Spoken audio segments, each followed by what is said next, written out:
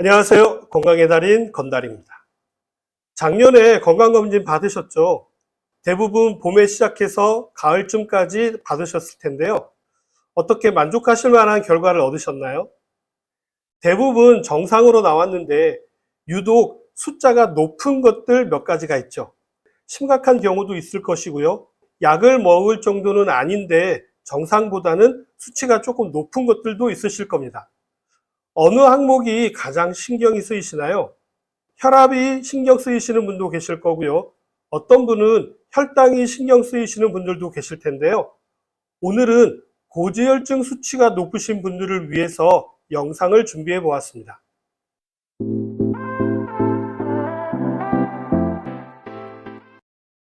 질병관리청의 국민건강통계에 따르면요. 우리나라 성인의 고지혈증 비율은 2024년 기준이요. 성인의 23.6%에 달했다고 합니다. 322만 명이 넘는 사람들이요. 고지혈증으로 병원을 찾았다라는 이야기인데요. 4년 전에 비해서 고지혈증 환자가 100만 명가량이 늘어난 수치입니다. 예전에는 고혈압 환자의 비율이 가장 많았는데요. 2023년부터는요, 고지혈증은 20.9%이고요. 고혈압은 20%로 고지혈증이 고혈압보다도 더 많아지기 시작했습니다. 2024년에는 고지혈증과 고혈압 간의 성인 환자 비율 간격이요, 더 많이 벌어지고 있습니다. 고혈압은 중년 이후에는 둘 중에 한 분이 고혈압이라는 이야기가 돌 정도로 많았었는데요. 이제는 고지혈증이 고혈압보다 더 많다라고 하니까 너무 심각한 문제로 대두되고 있습니다. 이렇게 심각해지는 고지혈증, 많은 분들이 콜레스테롤에만 집중을 하고 계시는데요. 그렇지 않습니다. 고지혈증에 대해서 잘 알지 못해서 일어나는 일인데요. 콜레스테롤에 대한 이야기는 이전 영상에서도 여러 번 말씀드렸던 것처럼요. 콜레스테롤 자체가 문제가 되는 것은 아닙니다. 이 부분에 대해서는 유튜브 검색창에요. 건달TV 콜레스테롤 또는 건달TV 고지혈증 이렇게만 쳐도요. 여러 편의 영상을 보실 수가 있습니다. 꼭 시청하셔서요. 콜레스테롤에 대한 오해를 푸시기 바랍니다. 고지혈증의 원래 명칭은요, 이상지질혈증으로요, 혈액 속 콜레스테롤이나 중성지방 같은 지방 성분이요, 비정상적으로 높은 상태를 이야기하는데요. 증상이 없고 얼마나 높아졌는지를 알 수가 없어서 방치하게 되는데요. 이렇게 되면 혈관벽에 쌓여서요, 동맥경화라든지 협심증, 심근경색, 뇌졸중 등 심각한 심뇌혈관 질환을 유발할 수 있기 때문에 관리가 중요합니다. 고지혈증의 원인은 다양한데요. 유전적인 원인으로 가족분들 중에 고지혈증이 있으신 경우도 있고요. 특정 질환과의 연관성도 있는데요. 대표적인 것이 바로 당뇨와 고혈압을 들 수 있습니다. 이러한 요인보다는요, 가장 많은 부분을 차지하고 있는 것은 역시 생활 습관인데요. 지방이 많이 함유된 기름진 식사라든지 과도한 탄수화물, 이로 인한 비만이라든지 운동 부족이 원인이 되고요. 흡연과 과도한 음주도 포함됩니다. 진단 기준도 좀 중요한데요. 서울 아산병원 자료에 의하면요. 총 콜레스테롤이 240을 넘거나 LDL 콜레스테롤이 190 이상이거나 중성지방이 200 이상이면 고지혈증에 해당된다고 하는데요. 제가 이 기준을 말씀드릴 때 출처를 말씀드린 이유가 있는데요. 고지혈증을 판정하는 기준이 조금씩 다르기 때문입니다. 제가 생각할 때는 이 정도가 가장 적절하다라고 생각해서 서울 아산병원의 자료를 말씀드린 것이고요. 담당 선생님에 따라서 판단 기준도 달라질 수가 있는데요. 꼭 콜레스테롤 수치만을 가지고 이야기하기보다는요. 다른 지표와의 상관관계를 고려해서 판단이 내려지기 때문입니다.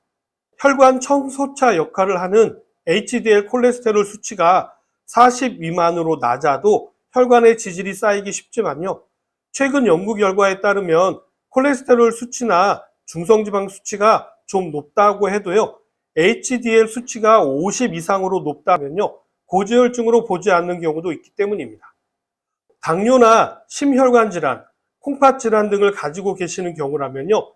LDL 콜레스테롤 수치나 중성지방 수치가 정상 범위보다 조금만 높더라도요, 고지혈증 판정을 받으실 수가 있기 때문입니다.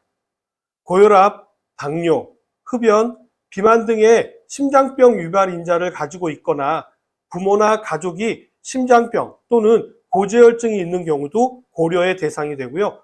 연령이 40대 이상이거나 이미 심장병을 앓은 적이 있다면 반드시 관리가 필요합니다. 고지혈증도 당뇨와 마찬가지로요, 고지혈증 자체가 문제가 된다라기보다는요, 이로 인해서 나타나는 합병증이 문제가 되는데요. 고지혈증도 심혈관 질환이나 뇌혈관 질환으로 많이 나타나게 됩니다. 이러한 질환은 어느 날 갑자기 문제가 되는 돌연사로 이어지게 되는데요. 저도 이런 경우를 2번이나 목격하게 된 적이 있습니다. 한 번은요, 좌회전하려고 신호를 기다리고 있는데 앞에 트럭이 신호가 바뀌었는데도 가지를 않더라고요.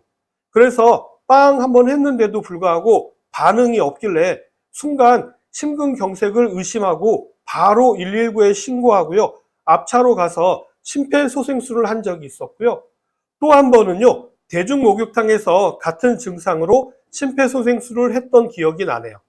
이렇듯 고지혈증은 돌연사로 이어지기가 쉽기 때문에 평소에 각별한 관리가 필요합니다. 그렇다면 왜 현대인들에게 고지혈증이 폭증하고 있는 것일까요? 여기에는 두드러지는 특징이 있습니다. 바로 식습관의 변화입니다. 앞에서도 말씀드렸다시피요, 고지혈증의 원인 중에 가장 많은 부분을 차지하는 것이 바로 식생활입니다. 칼로리가 높은 식품을 자주 과식을 한다거나 탄수화물이나 지방을 너무 많이 드시게 되면요, 고지혈증의 위험도가 높아지게 됩니다.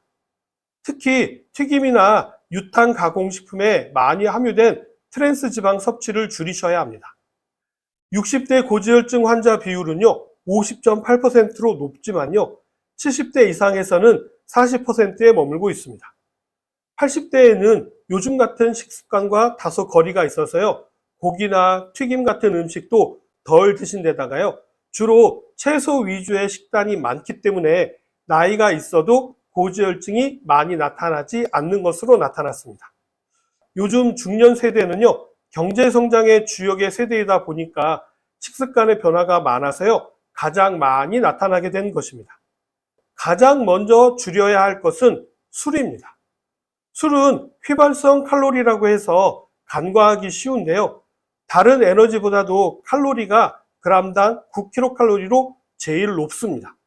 휘발성 칼로리다 보니까 다른 에너지보다도요, 먼저 에너지로 사용되어서 다른 에너지의 사용을 줄여가지고 지방으로 저장하게 합니다. 이렇게 만들어진 지방이 혈액을 타고 돌아다니게 되면 고지혈증이 되는 것이죠. 다음으로 주의하셔야 될 것은 지방이 많은 식품은 피하시는 게 좋겠죠. 지방과 더불어서 주의하셔야 될 부분은 바로 탄수화물입니다. 탄수화물이 과도해지게 되면요, 지방으로 전환되기 때문이죠. 제가 제일 걸리는 부분이 바로 이 부분입니다. 저는 밥을 너무 사랑하거든요. 이런 경우도요, 해결 방법이 있습니다. 식사를 하셨다면 30분 정도는요, 산책이나 걷기를 하시는 것입니다. 이렇게 하시면 탄수화물의 소비가 빨라져서요, 지방으로 전환되는 양이 줄어들기 때문입니다. 혈당이 급격하게 올라가는 것을 막아서요, 혈당 스파이크도 예방하는 데 도움이 됩니다. 그리고 무엇보다도 금연은 필수입니다. 흡연을 하시게 되면요, 모세혈관이 수축하기 때문에 심혈관 질환에서는 치명적일 수가 있기 때문입니다. 보조적으로 유산소 운동을 하시면 수치를 낮추는 데도 도움이 됩니다. 오늘도 좀 도움이 되셨나요? 그럼 저는 다음 시간에 다시 찾아뵙겠습니다. 감사합니다.